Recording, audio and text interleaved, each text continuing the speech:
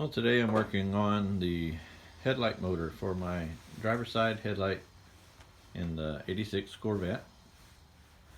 These headlights flip up with electric motors, and one side was working, the passenger side, but the driver's side seemed to be stripped. The headlight would make it about half a flip and then it would strip. So you guys missed it, but I took the headlight assembly out. This is the headlight motor assembly, and I've already taken this apart and cleaned it and removed a few things here. What you're seeing here, this is part of the motor. It goes through this magnet housing right here. My magnet on one side had come loose from the housing, so I've glued the magnet back on. It's been curing for over 24 hours. So it's ready to go. And this is my old headlight gear.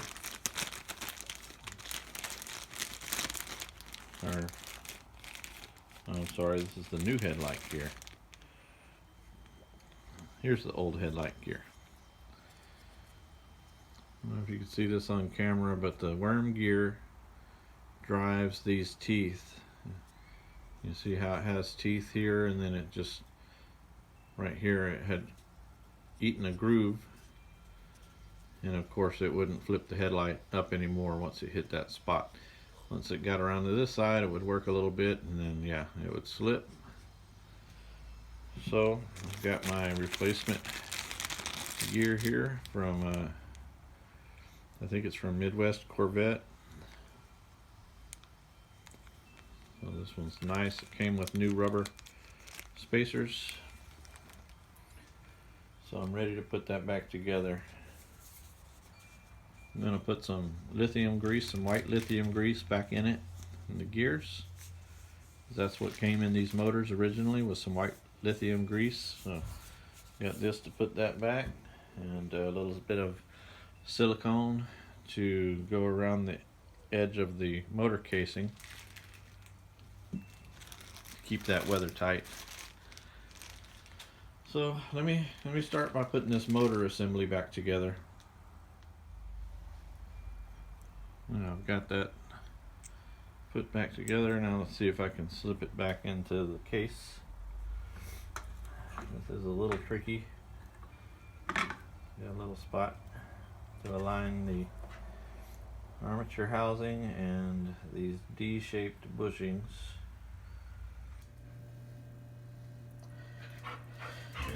Because I missed it with the camera earlier while I was working on it, I made a quick diagram here of the motor in general in the housing. Here you have a bushing, your motor, the brushes, you have your contact switches, and there's a black plastic piece here.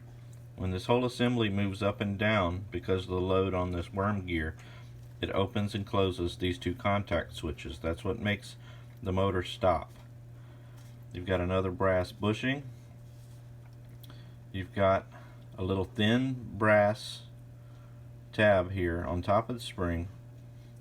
It'll slide in. You'll see where it slides in. You'll see your main spring. There's actually two springs here inside of each other, okay? And then there's this other thin brass tab like the other one here, okay? When you're putting this assembly down into the case, you know, each one of these thin brass tabs will slide into place, and each one of these thicker brass bushings will slide down into place, okay? And you're kind of thinking you got it in the right spot, but what you really have to watch for is this spring.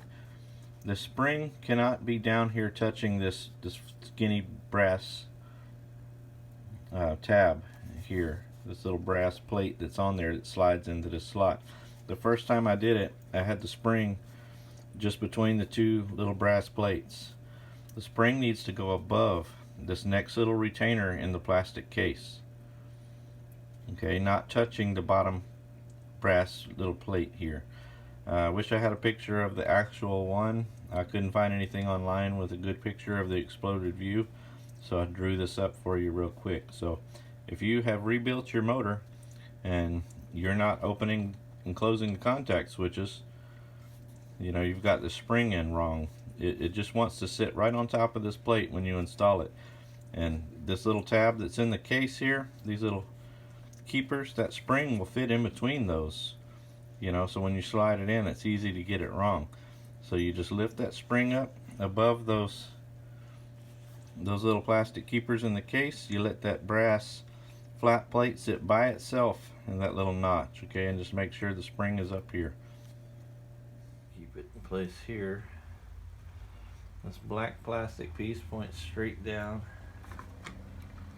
I know you can't see this very well. I can barely see it as I'm putting it back together here. But I've had this thing apart a couple times, and it is pretty tricky to put it back together, to be honest, because of how the spring works. It's got to be turned just right here to go past these notches. So again, I was wrong right here. The spring, if you turn it just right, it will fit between those two notches, but don't do that. Get the spring up above those notches, okay? Then it's not an issue. I had it wrong here this first assembly. Let's see if I can get this back in here.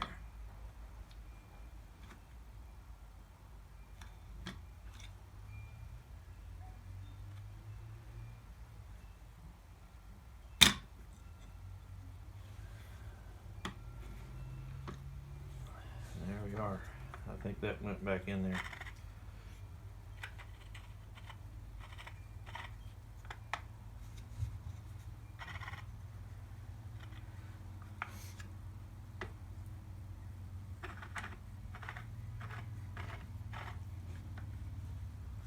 I think that's it.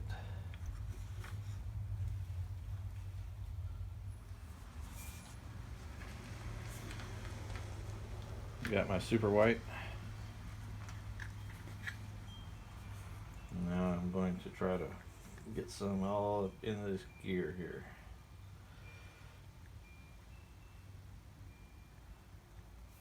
This might be tricky. I really didn't want to get my finger full of grease, but I'm going to, so that I can push a little bit down in between all these gears.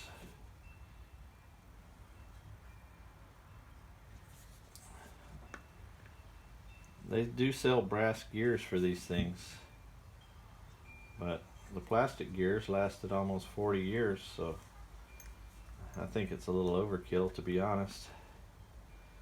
This black gear is the original gear, and it's in perfect shape. Now, sometimes these things break in different ways or wear in different ways. I've seen videos online of some with this black plastic gear worn. I've seen some with it all broken out right here where the pin drives the plastic gear. I've seen a few different scenarios here, but in mine, this gear is fine. My problem was just the main drive gear. They call it the big gear, big plastic gear. I hope you can see this on camera. I'm trying to keep it in frame here. But all I'm doing is I'm turning it little by little and pushing a little grease into the teeth. I want this to last another 40 years. I might not last another 40 years, but the headlight may. I'll be 50 in another 3 years. So if all goes well, this will last the rest of my lifetime anyway. And I'm not sure that this lasted 40 years. This could have been bad for the last 20 years for all I know. I just got this car. I'm slowly fixing the things that are wrong with it, working the bugs out. Okay, I've got that all greased up. So now this metal gear It's going to drop in there like that.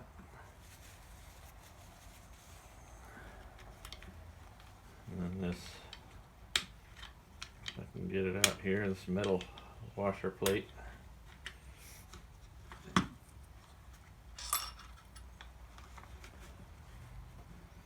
This sits on there like so. Okay, now I'm going to turn my attention to the big side for a moment. Hopefully you can still see this in frame here. So here's my large gear. The teeth of this on the metal plate, it's got some little teeth on it, and those are going to go right in between these rubber spacers here. I guess that's to cushion the drive so that it doesn't shock the plastic too much. So this should go in here like so. First I'm going to grease it before I drop it in there. I'm going to put some grease on the worm gear itself.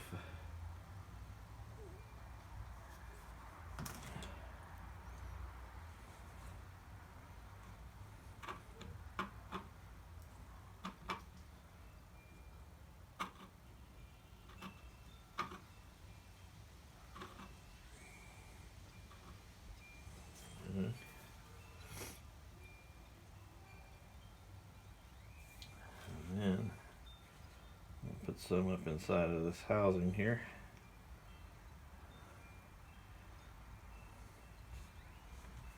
Put a little bit down into this area. We're going to put a little bit on here. I'm just going to put it everywhere that I can. That's kind of how it was when I took it apart. There was grease everywhere, but I cleaned it out to get all the abrasive dirt and debris out that I could.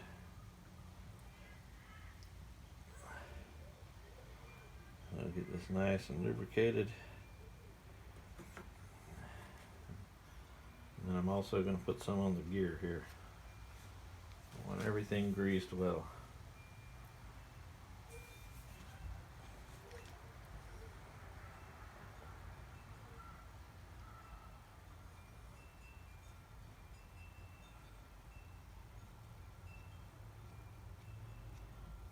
I was hoping with the tube I wouldn't have to get my hands all greasy, but of course that didn't happen.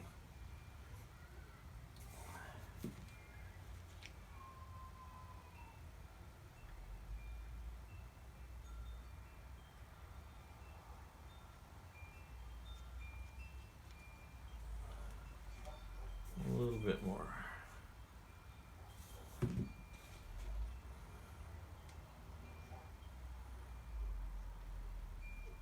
Okay. Got that greased. Shove my plastic gear in there.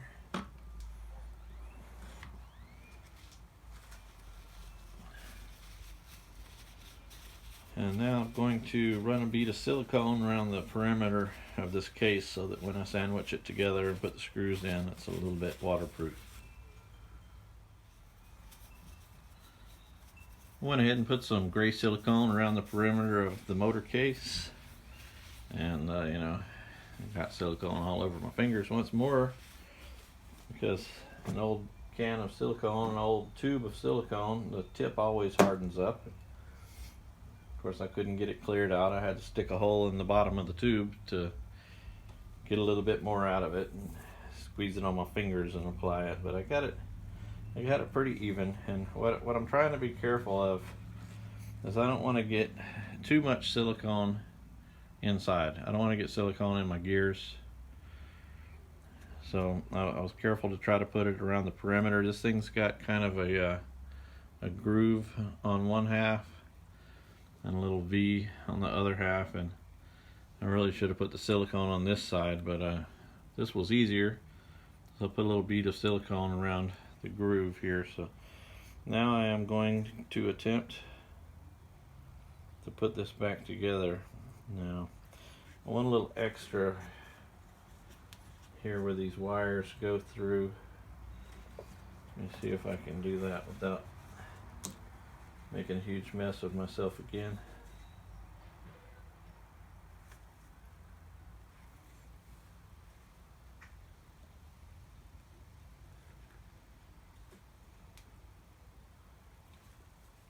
Yeah, I can't really do it without getting it on my fingers, so I can get a little bit here.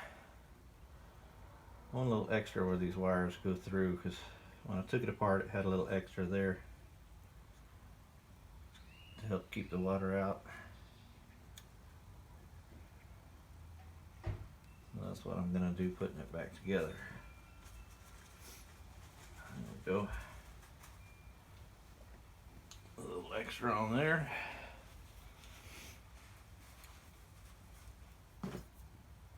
Now, these motors have these little red rubber tabs. I don't know if you can see those red rubber tabs. One of them was trying to fall out on me. I really should have glued that back in place, but I'm just going to go for it. But I have to be careful not to let that fall out. So hopefully I can keep this on camera while I put it together. Let's see here. Well, my battery died while I was putting the case together, but you guys missed a little bit, but not too much. I got the case put together with all the screws. I went ahead and threw it back onto the headlight assembly.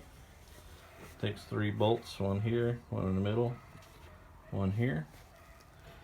Once that's on, there's a nut right on the other side of the main output shaft of that. So before you put this cover on, you tighten that nut on. Put the headlight cover back on there, and the other headlight cover back on there. And now it's ready to go back into the car. So let's get it back into the car and see how it works. I went ahead and put the assembly back in the car. I had to do a little bit of adjusting with the top cover to get it straight with the body, which is pretty typical. But I'm still having a little bit of an issue. It is not, although the gear is working, the electronic signal to it seems to be delayed. When I turn on the headlights, it comes up a little later than this one, and then when I turn it off, it doesn't want to be quiet. You know, I'm not sure how to say it. It goes down, and then the motor keeps trying to close it again, even though it's already closed. So I went ahead and disconnected the motor on this one for now until I figure that out, because I don't want to strip my new gear again. There may be another issue somewhere on the electronic side of things. I'm not sure if it's inside of that motor. I think there's a little push sensor or something so that it knows when it's closed, and it's likely that that thing is not working properly. So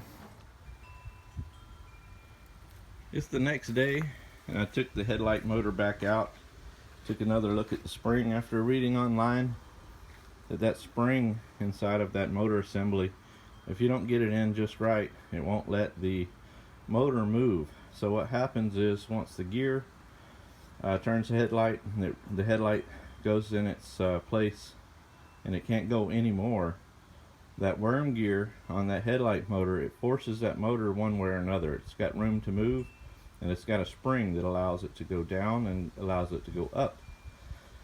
And if you had that motor apart, if you remember, there was some contacts in there, and that's a limiter switch. And what it does is, once the headlight is in a bind, when it closes, it moves one way and it opens contact points telling it to turn the motor off.